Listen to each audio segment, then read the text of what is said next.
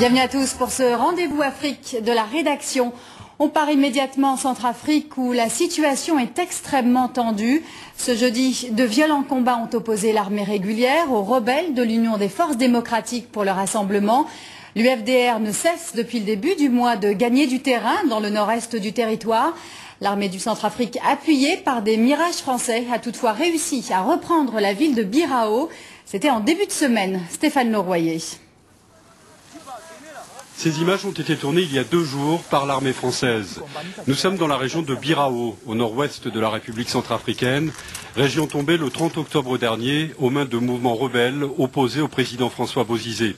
Depuis lundi, appuyée par des éléments de l'armée française, l'armée de Centrafrique mène une contre-offensive pour reprendre le contrôle de cette zone.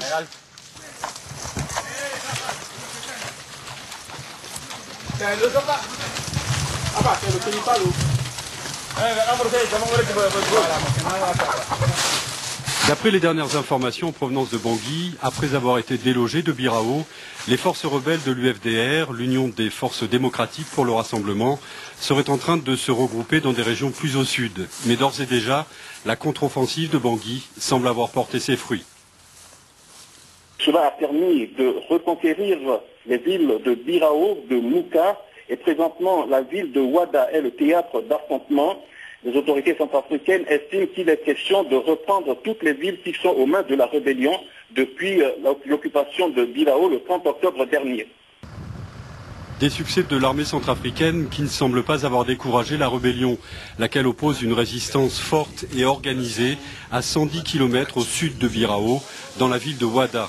Outre le soutien des forces internationales de la FOMUC, les forces centrafricaines bénéficient également d'un appui militaire français, terrestre et aérien, celui du détachement Boali, déployé dans la région depuis 2003, et d'un détachement opérationnel d'une quinzaine d'hommes. Après être intervenus lundi, les Mirages français F1 effectuent actuellement des missions de reconnaissance. Une présence française destinée, comme l'a précisé le président Jacques Chirac, à accompagner la République centrafricaine dans ses efforts de redressement et de recherche de la paix. Avec nous sur ce plateau, Jean-Baptiste Placarin. Alors, qui sont ces rebelles? Quelles sont leurs revendications? Bon, Bozizé, le président Bozizé a tellement d'ennemis à l'intérieur que les rebelles peuvent être n'importe qui. Il se trouve qu'un certain nombre d'entre eux sont des gens qui lui ont servi pour arriver au pouvoir, notamment comme mercenaires. Certains d'entre eux n'ont pas été bien payés ou ils n'ont pas du tout été payés et donc ils reviennent à la charge en quelque sorte pour se faire justice.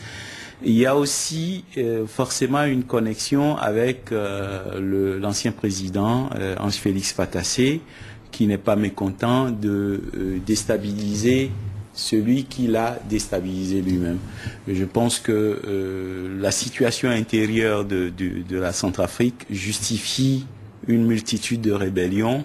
Il y a ceux qui protestent d'une manière politique et puis ceux qui ont les moyens d'avoir des armes et de protester autrement, j'allais dire. Alors on sait que ces rebelles de l'UFDR ont des liens avec les rebelles du Tchad voisin. Quel est leurs intérêts communs?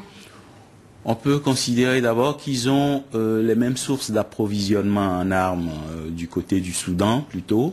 Il ne faut pas oublier que Idriss Déby a aidé Bozizé à arriver au pouvoir et que Idriss Déby à l'intérieur gouverne son pays presque de la même manière que Patassé et Bozizé en Centrafrique, ce qui signifie que les oppositions ordinaires, normales, étant en quelque sorte réduites au silence, un certain nombre de gens recourent à la manière armée, mais c'est vrai que l'intérêt du Soudan dans cette affaire n'est pas négligeable, parce que si la Centrafrique est déstabilisée, le Tchad le sera aussi du côté sud et ça peut aider à résoudre un certain nombre de problèmes au Darfour. D'accord, on l'a vu dans le sujet, la présence française est très forte, des mirages ont été utilisés.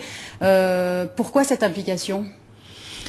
C'est l'ancienne politique qui continue encore pour quelques mois de la France dans ces pays à soutenir des gens dont la gestion de leur pays est contestable, sans dire à ces gens de s'améliorer du point de vue de la gestion. C'est-à-dire que Idriss Déby, comme Bozizé, ne gouvernent pas leurs pays respectifs d'une manière qui puisse justifier que la France les soutienne de cette façon. Alors, on peut les soutenir, mais au moins les obliger à dialoguer, à amorcer, j'allais dire, une façon de concevoir le pouvoir qui fasse qu'on ne débouche pas systématiquement sur des crises les unes après les autres. Merci Jean-Baptiste Placat d'avoir répondu à notre invitation. On reste sur le Tchad. C'est justement ce pays que Dominique de Villepin a choisi comme la première étape de sa tournée africaine. Le Premier ministre est arrivé ce jeudi dans la capitale, à N'Djamena, pour une courte visite. Dominique de Villepin a marqué son soutien au régime du président Idriss Déby, qui fait lui aussi face à une rébellion. Au cours de leur rencontre, le président tchadien a accepté le déploiement d'une force internationale le long de ses frontières.